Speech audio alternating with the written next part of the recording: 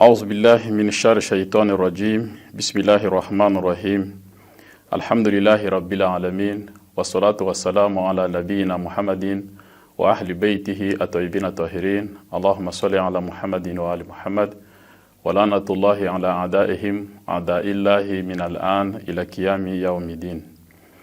Chers frères et sœurs en islam, partout que vous êtes, nous vous souhaitons une bonne fête de l'anniversaire de la naissance du guide successeur, du guide des musulmans, successeur légitime de notre prophète Muhammad sallallahu alayhi wa sallam, qui est notre imam Ali alayhi salam, que la paix de Dieu soit sur lui.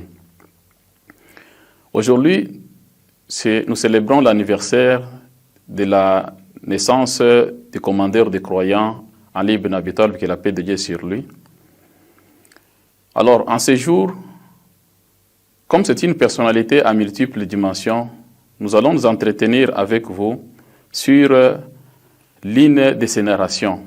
Et cette narration nous parvient, ou bien elle est rapportée par Cheikh Sadouk, qu'on appelle Babaoui. Il rapporte ça d'un connaisseur ou bien d'un savant de l'école islamique sunnite qui s'appelle Sha'bi. C'est de lui que cette narration est rapportée. Cette narration est classifiée en 3 séquences.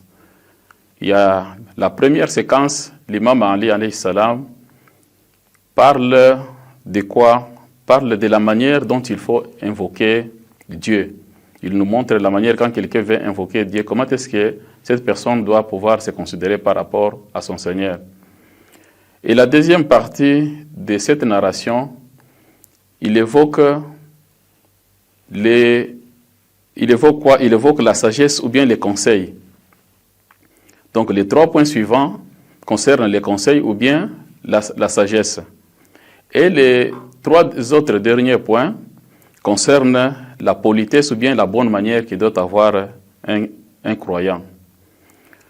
Alors, selon certains connaisseurs, ils ont qualifié cette narration, la rhétorique qu'il y a dans cette narration, ils ont dit Fakana uyunul balagha. Ils ont dit la rhétorique qu'il y a dans cette narration ici. Si l'on n'avait que ça de l'imam Ali alayhi salam, ça suffirait pour nous comme rhétorique de l'imam Ali, paix soit sur lui. Alors, ces connaisseurs sunnites ou bien ces savants sunnites, qu'est-ce qu'il dit? Il dit Takallama amirul muminin bitisana kalimatin. Il dit l'imam Ali a parlé de 9 concepts, comme je venais de vous le dire dans l'introduction. Alors, les 9 concepts, les 3 premiers concepts concernent quoi? Concernent la manière dont on doit pouvoir s'adresser à notre Seigneur. Il continue, il dit ceci, il dit Ammala'i fil munajati. Mais les 3 premiers concepts que le commandeur des croyants a utilisés, qui concernent la manière dont on doit pouvoir évoquer notre Seigneur, il dit Ilahi kaffabi izzan an akuna laka abdan. Il dit mon Dieu, il me suffit que je sois vraiment votre serviteur. Kaffali izzan an akuna laka abdan. Abd, ou bien serviteur de Dieu, quand quelqu'un arrive à ce point, c'est un niveau beaucoup plus haut. Quand quelqu'un se reconnaît comme ça par rapport à son Seigneur, c'est un niveau beaucoup plus haut. Regardez par exemple dans l'attestation des fois dans la prière. Qu'est-ce qu'on dit? On dit Ashhadu an la ilaha illallah wa ashhadu anna Muhammadan abduhu wa rasuluhu. La première des choses, on dit « Ashhadu anna Muhammadan abduhu wa rasuluhu ». On commence avec le mot « abd », serviteur. Et puis on vient avec « rasuluhu ». Donc la prophétie vient après. D'abord, il faut être d'abord « abd », serviteur. Et puis la prophétie vient après. Quand nous regardons dans le Coran, quand Dieu qualifie le prophète encore dans le voyage nocturne, il dit Subhanallazi asra bi abdihi laylan min al-masjid al-haram ila al-masjid al-aqsa. Vous voyez ici, il dit Subhanallazi asra bi abdihi. Le mot abd intervient encore ici, le mot serviteur. Dieu n'a pas dit dans ce verset Subhanallazi asra bi rasulihi, mais plutôt il a dit Subhanallazi asra bi abdihi. C'est-à-dire le mot abd ou le niveau de abd, c'est un niveau beaucoup plus haut. Et l'imam Ali nous montre que quand vous voulez vous adresser à votre Dieu, adressez-vous de cette manière comme étant son serviteur, comme étant son serviteur. Nous devons nous considérer comme étant des serviteurs de Dieu. Celui qui est serviteur de Dieu n'a pas peur de quoi que ce soit.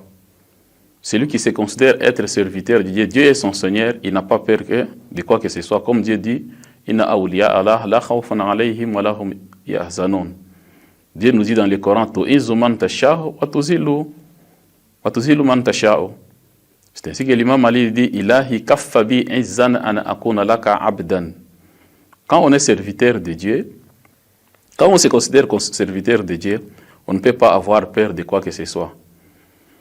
On ne peut plus se faire des serviteurs de créatures. Pourquoi? Puisque les serviteurs, quand tu te fais serviteur de créatures, tu te fais serviteur de créatures qui ont besoin aussi de quelque chose, qui ont des manquements. C'est que toi, la personne auprès de qui tu te fais serviteur, lui aussi dépend de quelque chose, manque quelque chose. Donc, tu rends service à un maître qui est incapable. Mais si nous sommes les serviteurs de Dieu, c'est bien puisque Dieu, quand nous sommes son serviteur, lui va maintenant nous donner tout ce dont on a besoin, puisque chez lui, c'est là où il y a la source de tout ce dont nous avons besoin. Ça, c'était la première rhétorique que l'imam Ali alayhi salam a utilisée dans cette narration. Ilahi kaffabi inzan ana akuna laka abdan. Deuxième rhétorique que l'imam Ali alayhi salam a utilisée, il dit Ilahi kaffabi fahran an takuna li rabban. Il dit, mon Seigneur, je suis fier que vous soyez mon Seigneur, que vous soyez mon Dieu. Je suis fier que vous soyez mon Dieu. Chers frères et sœurs en islam, nous devons nous appuyer que chez Dieu, chez Allah subhanahu wa ta'ala. Pourquoi? Puisque si vous prenez comme appui dans ce monde quelque chose autre que notre Seigneur, Allah subhanahu wa ta'ala, sachez que tout ce que vous allez pouvoir vous appuyer, un jour va disparaître. C'est comme quelqu'un qui s'appuie sur une montagne de glace. Quand vous appuyez sur une montagne de glace, sachez que la glace va pouvoir se fondre. Quand ça va pouvoir se fondre, tu vas manquer ce sur quoi s'appuyer. Même si vous appuyez sur votre enfant, l'enfant peut mourir. Vous appuyez sur votre femme, la femme peut mourir. Vous appuyez sur vos parents, les parents un jour vont disparaître. Comme dit dans le Coran, Kullu man alayha fanin. Tout ce qui existe dans ce monde ici, ça va pouvoir disparaître un jour. Wa yabqa wajhu rabbika zul jalali wal ikram. Et il ne restera que la face de Dieu, le plein de miséricorde et de noblesse. Donc, Dieu est le seul qui mérite d'être adoré et de prendre comme étant notre appui dans notre vie. Pourquoi? Puisque tout ce qui existe dans ce monde, tout ce que nous voyons, ce sont les créatures de Dieu et les créatures sont soumises à quoi? À la disparition à un certain moment. Ça a un début et puis ça a un fin. Voilà la deuxième rhétorique. Il dit Ilahi kafabi fahran ana akuna laka abdan. Mon Dieu, je suis fier que vous soyez mon Seigneur. Alors, troisième rhétorique qui concerne la première partie où l'imam nous montre la manière dont il faut s'adresser à notre Seigneur. La troisième rhétorique, l'imam Ali il dit Ilahi anta kama uhibbu faj'alni kama tuhibbu. L'imam Ali il dit mon Seigneur, tu es comme j'aime, mais fais de moi ce que toi tu aimes de moi. Qu'est-ce que nous voulons que Dieu soit pour nous? Nous voulons que Dieu soit pour nous un pourvoyeur, Dieu qui pourvoit à nos besoins, Dieu qui nous donne la vie. Dieu qui pardonne à nos péchés, Dieu qui intervient dans tous les aspects de notre vie. Nous voulons que ce soit un Dieu comme ça, qui répond à nos aspirations. Comme nous venons de le dire, nous sommes des gens incomplets qui ont chaque fois besoin. Alors, nos besoins, nous devons nous réfugier auprès de qui? Auprès de Dieu. C'est ce que nous voulons que Dieu soit comme ça pour nous. L'imam il dit, Faja'alni kama tuhibu. Alors, comme moi je veux que tu sois comme ça pour moi, alors toi fais que je sois pour toi ce que toi tu veux. Alors, Dieu, qu'est-ce qu'il veut de nous? Dieu, il veut de nous que nous soyons ses vrais adorateurs, ses vrais esclaves, ses vrais serviteurs. C'est ce que Dieu attend de nous. Les recommandations que Dieu nous a données, nous devons les mettre en application. Pourquoi? Puisque dans ce monde, nous ne sommes pas venus en vain. Nous avons un objectif pour lequel nous sommes venus dans ce monde et nous devons remplir et observer notre pacte qu'on a signé avec Dieu, de pouvoir l'adorer que lui seul. C'est le pacte que tout un chacun de nous a signé dans le monde de l'au-delà avant de naître dans ce monde ici. Dans le monde de l'au-delà, on savait qu'il existait, que Dieu n'existe, il n'y a que lui. Mais c'est quand on vient dans ce monde ici que la personne vient apprendre l'idolâtrie. Alors, Dieu veut de nous que nous soyons ses serviteurs. C'est ce que l'imam il dit, Anta kama uhibbu, faj'alni kama tuhibbu. Dieu fait de nous comme toi tu veux à ce que nous soyons. Allah veut de nous que nous soyons ses adorateurs, ses serviteurs fervents, les gens qui se réfugient auprès de lui, les gens qui ne l'associent pas à d'autres créatures. C'est ça ce que Dieu veut de nous. Alors, nous voulons que Dieu soit le pourvoyeur pour nous. Nous devons maintenant être les vrais adorateurs. Nous voulons que Dieu puisse pardonner à nos péchés. Nous devons le considérer comme étant notre Seigneur dans ce monde. Dieu nous dit dans le Coran, Afahasibtum annama khalaqnakum abathan wa inna ilayna la turja'un. Est-ce que croyez-vous que je vous ai créé seulement comme ça, sans aucun objectif? Je vous ai envoyé dans ce monde. Vous allez dans le monde et vous trouvez tous les bienfaits que Dieu a placés dans ce monde pour notre vie. Et puis vous allez seulement vous réjouir. Et puis par après, c'est tout. Vous mourrez et que vous ne rendrez pas compte. Non, certainement, Dieu veut de nous que nous soyons de vrais adorateurs. En plus de tout ce qu'il a préparé pour nous dans ce monde, nous devons être de vrais adorateurs de Dieu. Voilà les trois rhétoriques qui concernent la première partie qu'un croyant doit pouvoir mettre dans sa tête quand il veut invoquer Dieu. Il doit se considérer comme étant, comme nous venons de l'expliquer. Alors, passons maintenant les trois rhétoriques qui concernaient la manière dont il faut s'adresser maintenant à Dieu. Nous devons passer maintenant à la deuxième partie de la narration de notre Imam Ali, alayhi salam. Tout ce que nous venons de dire, c'est pour que l'homme ne puisse pas regretter le jour dernier qu'il dit « Ya hasrata an la mafaratu fi jambillah ». Les jours derniers, certaines personnes diront « Oh, malheur à moi » pour les manquements que j'ai pu commettre à l'endroit de mon Seigneur. Mais nous sommes encore dans ce monde, profitons bien de ce monde ici pour que nous ne puissions pas regretter les jours derniers. Nous venons là de voir les trois rhétoriques concernant la manière dont il faut s'adresser auprès de notre Seigneur. Maintenant, nous passons à la deuxième partie de la narration du commandeur des croyants, Ali ibn Abi Talib, paix soit sur lui, qui concerne la sagesse ou bien les conseils. Alors, le rapporteur de la narration, il dit « Amala'i fil hikmati ». Mais les concepts que l'imam a utilisés en ce qui concerne la sagesse ou bien les conseils, il dit « Kimmatu kullu imri'in ma yuhsinuhu ».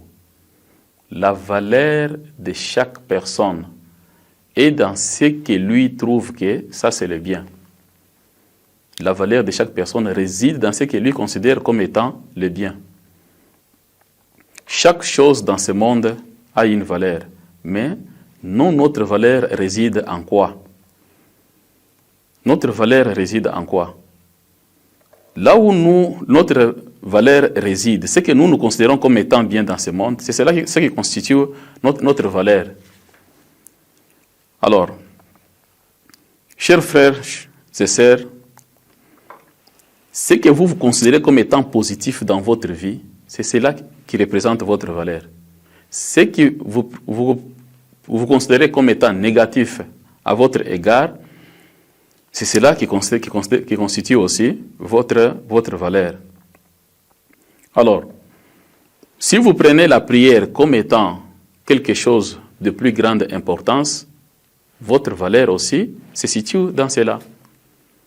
Si vous prenez les recommandations divines avec valeur, vous les observez scrupuleusement, cela constitue votre valeur. Mais si vous prenez les antivaleurs, par exemple, comme nous les voyons aujourd'hui dans notre monde, vous prenez les antivaleurs comme étant, par exemple, le mariage pour tous, vous soutenez ça, c'est cela qui représente aussi votre valeur. Si vous prenez, par exemple, le fait de la consommation de la boisson alcoolique, ou bien de tous ceux qui travaillent la raison humaine que Dieu nous a donnée, qui dérange la raison humaine, donc votre valeur aussi, nous allons la trouver dans cela. Donc, l'imam il dit, la valeur de chaque personne réside dans ce que lui trouve que ça, c'est ça le bien.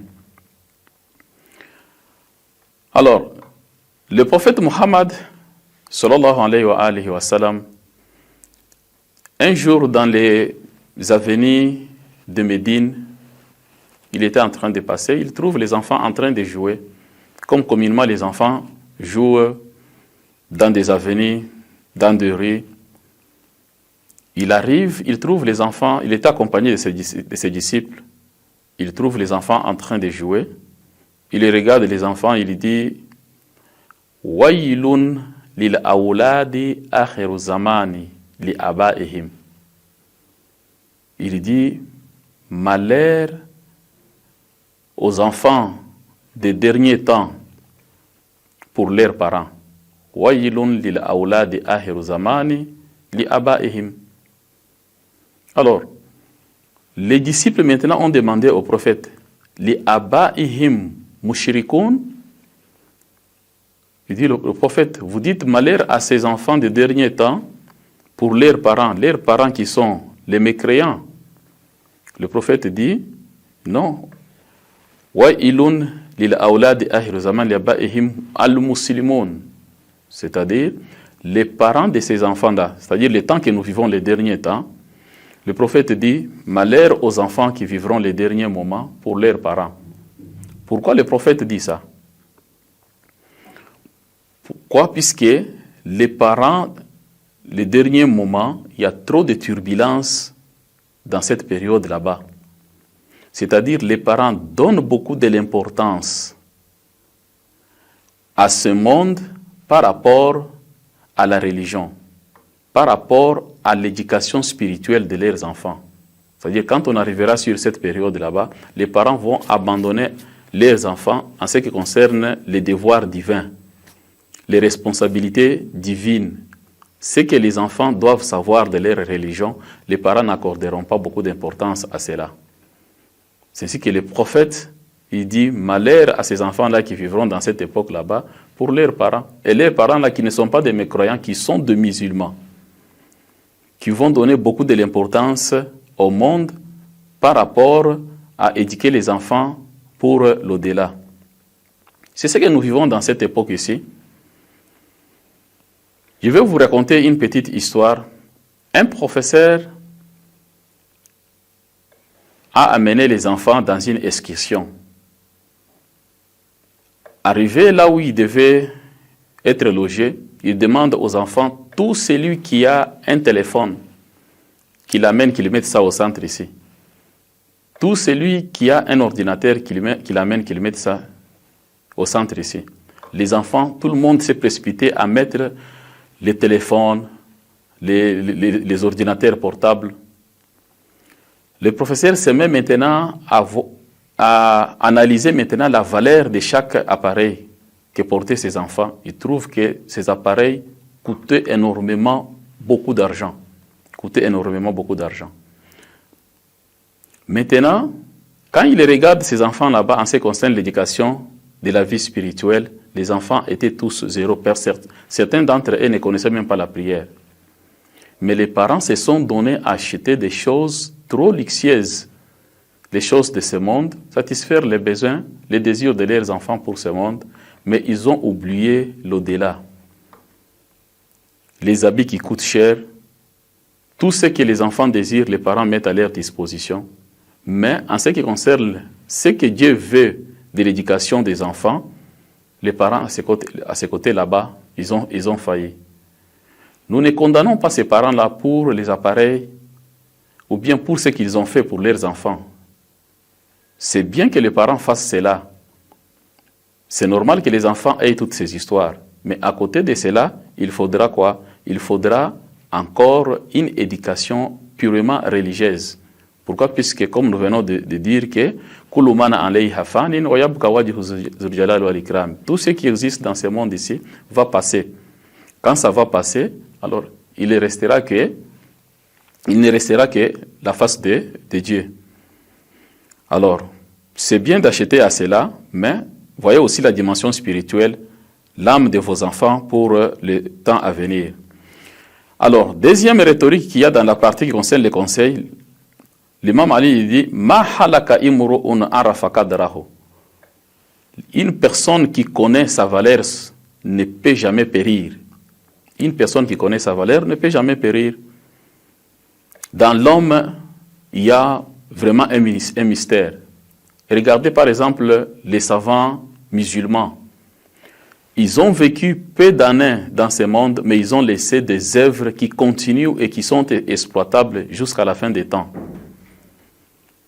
Donc, celui qui connaît sa valeur dans l'homme, en lui, il y a un mystère.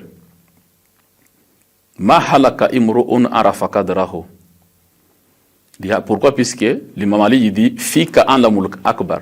Dans toi là, il y a un grand monde. Alors la personne qui s'y connaît, il ne peut jamais périr. Il continue la dernière rhétorique dans la partie qui concerne les conseils. Il dit Al-mar'u mahbu'un tahta lisanihi. L'homme est caché sous sa langue. C'est-à-dire quand la personne parle, c'est alors qu'on sait que celui-ci c'est qui. Comme l'imam Ali lui-même dit dans l'une de ses narrations, il dit Takallam tunraf. Parler, maintenant on saura qui es-tu. Quels sont les propos que toi tu tiens? Quels sont tes discours que tu tiens dans la vie? Quelles sont les choses qui sortent de ta bouche? Est-ce que dans ta bouche sortent des choses qui sont constructives, qui peuvent nourrir les âmes des autres personnes ou qui vont détruire les âmes des autres personnes? C'est à partir de cela qu'on saura maintenant la valeur de chaque personne. Alors, nous venons de voir les trois rhétoriques qui concernent la partie des conseils ou bien de la sagesse.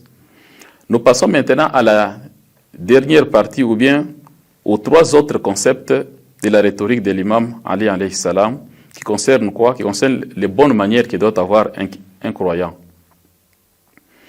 Qu'est-ce qu'il dit? Le rapporteur de la narration, il dit « Amala ifila adabi ». Mais la rhétorique qu'il a utilisée dans les bonnes manières ou bien la politesse, l'imam il dit ceci « Ahsin ila man shita takunu amirahu ». Il dit « Fais le bien à tout celui que toi tu veux, tu deviendras maintenant son prince. » Ahsin ila man shita takunu amirahu. Alors, nous devons expliquer ça de cette manière ici. Les relations qui nous unissent dans ce monde ici, les uns les autres, ne sont que dans ces trois catégories ici. Ou soit nous sommes les amirs ou bien les princes d'autres personnes, ou bien nous sommes les assirs, nous sommes les captifs chez d'autres personnes, ou bien nous sommes les nazirs, ou bien nous sommes tous les semblables, les créatures de Dieu. Si c'est toi qui donnes, si c'est ta main qui donne à une autre personne, si c'est ta main qui assiste une autre personne,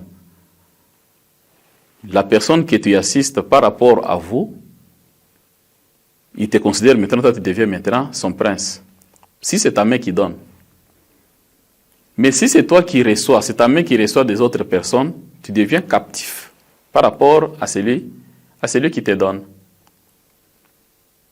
Mais si ce n'est ni toi qui donnes, ni toi qui reçois de la part d'une autre personne, tu deviens maintenant nazir. Tu deviens maintenant nazir, c'est-à-dire là, on est tous sur le même pied d'égalité.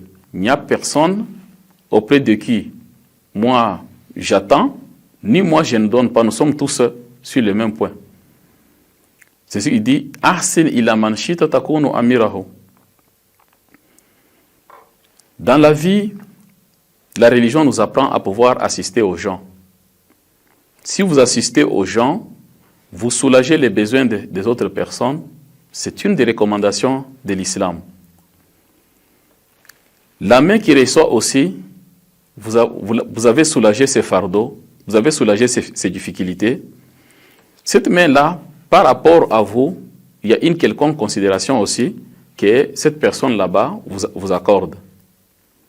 Alors, les deux premières qualités, le fait de donner à d'autres personnes pour soulager leurs difficultés, et les gens qui reçoivent, toutes ces couches sociales se trouvent dans notre société. En dehors de cela, nous sommes tous des créatures de Dieu. Sur le plan de la création, nous sommes tous semblables. Mais la religion nous recommande à pouvoir faire le bien. Le bien, c'est la chose la plus importante que la religion nous recommande. Alors, chers frères et sœurs, la narration dont nous venons de voir était basée sur 9 concepts. Le premier concept concernait la manière dont un croyant doit se considérer par rapport à son Seigneur quand il veut l'invoquer, quels sont les termes qu'il doit pouvoir utiliser. Et les 3 autres concepts utilisés dans la narration de l'imam Ali alayhi salam concernaient les conseils ou bien la sagesse. Ici, nous avons vu qu'il ne faudra pas se concentrer beaucoup plus sur la vie de ce monde. Il faudra penser qu'un jour, nous quitterons ce monde et qu'est-ce que nous avons devancé de l'autre côté. Et la dernière partie de la narration nous montre les bonnes manières que nous devons avoir dans nos relations, les uns et les autres, dans ce bas monde ici. Nous sommes le jour de l'anniversaire de l'imam Ali alayhi salam. Nous souhaitons à tous les musulmans du monde bonne fête de la naissance de notre commandeur des croyants, successeur légitime de notre prophète Mohammed, paix soit sur lui et sur sa sainte famille. Et par cette circonstance, nous demandons à Dieu de pouvoir soulager les difficultés des musulmans partout dans le monde et de pouvoir soigner tous ceux qui sont malades, tous ceux qui se trouvent à présent sur les lits des hôpitaux, tous ceux qui sont dans des situations très difficiles, ceux qui sont dans des voyages, que Dieu puisse les faciliter et les venir en aide. Une fois de plus, nous vous souhaitons bonne fête et à la prochaine. Nous vous disons Assalamu alaikum wa rahmatullahi wa barakatuh.